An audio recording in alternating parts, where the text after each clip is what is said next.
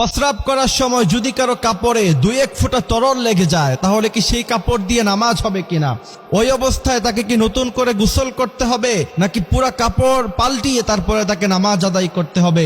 এমন প্রশ্ন আমাদের প্রত্যেকের মনেই কিন্তু একবার হলেও জাগে যে হুজুর যখন পেশাব করতে যাই মাঝে মধ্যে 2-1 ফোঁটা তরল এদিক সেদিক হয়ে আমাদের কাপড়ে লেগে যায়। এমতো অবস্থায় কি আমার পুরা কাপড় কি খুলে তারপরে নতুন কাপড় পরিধান করে নামাজ পড়তে হবে নাকি আমাকে নতুন করে পাক পবিত্র হয়ে গোসল করে তারপরে নামাজ আদায় করতে হবে? এমন প্রশ্ন কিন্তু আমাদের অনেকেরই জেগে থাকে। এই প্রশ্নের উত্তর হলো, প্রথম কথা হচ্ছে আপনি যদি প্রচন্ড পরিমাণে অসুস্থ হন, যে আপনার প্রস্রাবের ফোঁটা একটু পর পর বের হয়ে যায়, একটু পর পরই আপনার প্রস্রাবের ফোঁটা বের হয়ে যায়, এবং আপনি ওযু অথবা গোসল করার পরে আপনি যখন সালাত আদায় করবেন অথবা নামাজ আদায় করবেন, এতটুকু সময়ের মধ্যখানে আপনি কখনোই নিজেকে সেফ রাখতে পারেন না। আপনি চিকিৎসা নিয়েছেন, ডাক্তারকে দেখিয়েছেন, তারপর আপনি 2-1 ফোঁটা এদিক সেদিক বের হয়ে যায়, ওইটা হচ্ছে আপনার অসুস্থতা। ওই অসুস্থতার ওজরের কারণে আপনি ওই সময় ওযু করে নামাজ তখন পড়ে ফেলবেন।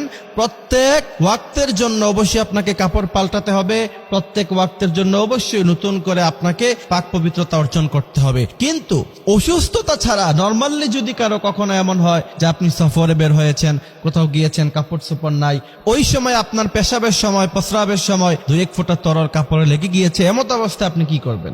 প্রথম কথা হচ্ছে এই কারণে অবশ্যই আপনাকে গোসল করতে হবে না।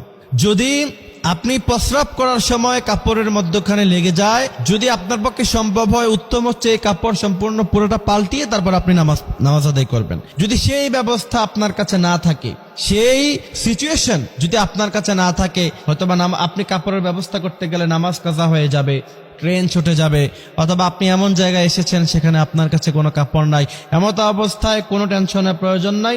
শুধুমাত্র যেই জায়গায় প্রস্রাবের ফোঁটা লেগেছে ওই জায়গাটা 3 বার বিসমিল্লাহ বলে ধুয়ে নেবেন, তাতেই পাক হয়ে যাবে, এবং সেটা শুকানোর আগেই ওইভাবে আপনারা নামাজ আদায় করতে পারবেন। এটা নিয়ে কোনো সমস্যা নাই।